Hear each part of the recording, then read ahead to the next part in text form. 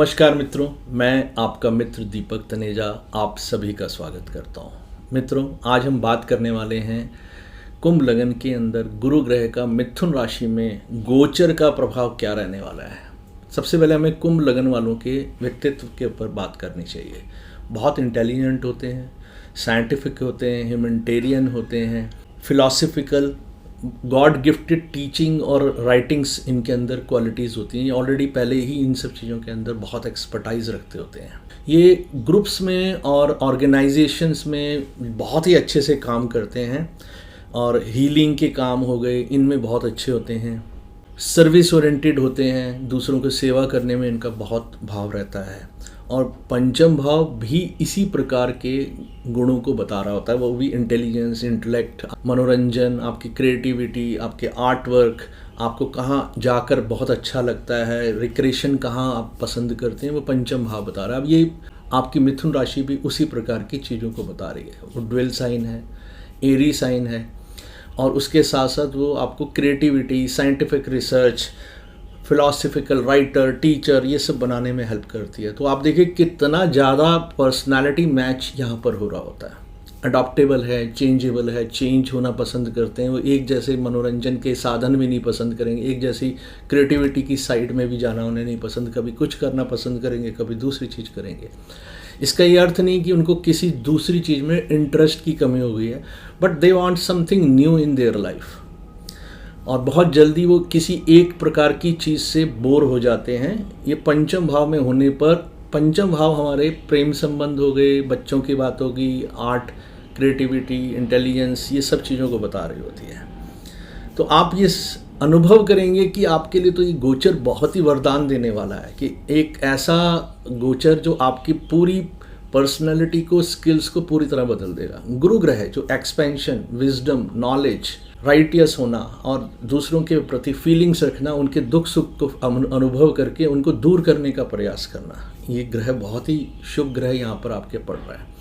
तो आप जहाँ गुरु ग्रह बैठता है आपकी कुंडली में भी जहाँ है, और जहाँ पर वो बैठता है उस क्षेत्र के वातावरण को शुभता प्रदान कर देता है। और ये विशेष रूप से अपने आसपास का जो वातावरण होता है वो धार्मिक, आध्यात्मिक और भक्तिमय, इवन नॉलेज, विजडम वाला बना देता है। जहाँ ये दृष्टि डालता है वहाँ पर ये उसमें अमृतमयी दृष्टि कही गई है। ग्रोथ देता है, एक्सपेंशन देता है। तो जहाँ ये बैठा है वहाँ पर भी इसने अपने आप को एक्सपैंड करना है, अपने आप को फैलाना है। फैलाना क्या है? अक्सर लोग शरीर के फैलाने को फैलाना समझते हैं। मेरा मानना है कि विजडम, नॉलेज, राइटियस होना और आसपास के वातावरण को शुद्ध कर देना, आसपास के लोगों के जीवन को अच्छा कर देना, सही मार्ग बताना, उनके जीवन में एक मार्गदर्शन का कार्य करना, ये कार्य विशेष रूप से आपको देखने को मिलेगा। इस वर्ष आपके अंदर स्वयं ही ऐसी क्रिएटिविटी डेवलप होगी जो मंत्र साधना में आपको सिद्ध करेगी। पूर्व जन्म के पुण्य कर्मों का फल आपको अब प्राप्त हो सकता है। आपने आज तक जो सही रहकर जो जीवन में सही सही कार्य किए हैं, क्योंकि पंचम भाव आपके पूर्व जन्म के पुण्यों को भी बताता है, और इस जन्म में आप कितनी मंत्र साधना करके सिद्ध हो सकते हैं वो भी आपको बताता है। गुरु ग्रह का वहाँ आना आपके जीवन में पूर्ण परिवर्तन ला सकता है। तो कृपया इस घड़ी का, इस समय का सदुपयोग करें। केवल 1 वर्ष है ये आपके लिए, और ये आपको पूर्ण परिवर्तन कर सकता है। आपके नवम, एकादश और लगन पे इसकी दृष्टि है। लगन पे दृष्टि होने का मतलब है लगन पे पड़ने वाले जितनी भी नेगेटिव प्रभाव थे अब वो दूर होने लगेंगे। स्वास्थ्य संबंधित चिंताओं को ये दूर करेगा। ऑल्दो ये आपके लिए अकारक है, लेकिन ये अकारक होकर भी बहुत शुभ है। इसका कारण ये है कि आपके ये 2nd एंड 11th का लॉर्ड है, जो एक अपने आप में धन और इच्छा पूर्ति के भाव होते हैं। तो ये दोनों भावों की का स्वामी होके अपना केंद्र या त्रिकोण में होने पर ये शुभ फल ही देता है। एक और बात यहाँ पर मैं बोलूँगा, आपके स्वास्थ्य संबंधित, आपकी पर्सनालिटी, आपके स्किल्स पे जो जो आज तक की भी नेगेटिव प्रभाव पड़ रहे थे वहाँ से ये दूर करेगा। अमृतमयी दृष्टि पड़ने पर आपकी समस्याओं का समाधान मिलेगा। इच्छा पूर्ति भाव में आपके गुरु की दृष्टि एकदम से पूर्ण दृष्टि है, सामने की दृष्टि है, तो ये बहुत ही शुभ है। आप अपनी इच्छाओं को पूर्ण कर पाएंगे। नेटवर्क में बहुत अच्छे, योग्य, चरित्रवान, नैतिक मूल्यों को साथ चलने वाले लोगों के साथ आपका संबंध बनेगा। आपके बड़े भाई बहन भी आपके इस गोचर से लाभान्वित होने वाले हैं। इसके साथ साथ आपके भाग्य भाव पे इसकी दृष्टि है, तो आपके भाग्य से संबंधित, आपके पिता से संबंधित, आपके उच्च ज्ञान से संबंधित, आपके धर्म मार्ग से संबंधित, उच्च शिक्षा से संबंधित जितनी समस्याएं चल रही थी उनका भी समाधान आपको मिलेगा। तो ये बहुत ही शुभ फल आपको देने वाला है।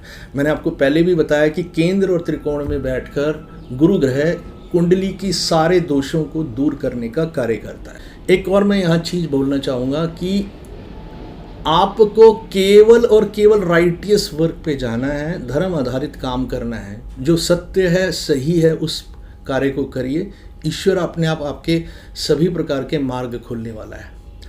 आपने जैसे जैसे सही दिशा में कदम रखा वैसे वैसे आपके जीवन की समस्याओं का समाधान होता चला जाए। मित्रों, 9 जून से 9 जुलाई के मध्य में गुरु ग्रह अस्त रहेंगे। हम पहले भी बता चुके हैं, ऐसे समय में कोई भी शुभ कार्य नहीं होते हैं। गुरु ग्रह अतिचारी चल रहे हैं और ये अभी 2032 तक लगातार अतिचारी रहेंगे। अतिचारी का मुख्य रूप से फल आपको मुंडेन ज्योतिष में देखने को मिलेगा। व्यक्तिगत जीवन में आपको कोई ज़्यादा प्रभाव आपको दिखाई नहीं देंगे। मुंडेन का प्रभाव हमारे सभी के सामूहिक जीवन पे पड़ता है, इसलिए अगर कोई मुंडेन स्तर पे कोई परिवर्तन होते हैं वो हमारी कुंडली से ज़्यादा स्ट्रांग होते हैं और हमारी कुंडली उनको ख़त्म नहीं कर पाती है। शुभ या अशुभ जैसे भी प्रभाव होते हैं वो स्ट्रांगली हमारे जीवन पे दिखाई देते हैं। वो सामूहिक स्तर पे होते हैं। व्यक्तिगत जीवन पे बहुत अधिक प्रभाव पड़े या हमारी कुंडली विशेष में थोड़ा सा अगर उस समय ग्रह खराब होंगे तो हमारी कुंडली में जो घटनाएं हैं वो नेगेटिव स्तर पे चली जाएंगी। अगर हमारी कुंडली में ग्रह स्ट्रांग होकर पॉजिटिव जगह पे बैठे हैं तो वो हमारी कुंडली के लिए पॉजिटिव रिजल्ट देने वाले बनेंगे। ये अच्छा समय है आपको आध्यात्मिकता की तरफ, दान पुण्य की तरफ, सेवा की तरफ, लोगों के साथ निर्मल हृदय से प्रेम करना है। आपको किसी के प्रति भी स्वार्थ या लाभ के लिए काम नहीं करना। ईश्वर ने आपको देना ही है तो दिशा सही दीजिए, क्योंकि हमको अपने कर्मों का ही फल मिलता है। तो कर्म करते समय हम विशेष रूप से ध्यान रखें ताकि जब उनका फल आए तो हमें स्वीकार करने में अच्छा लगे।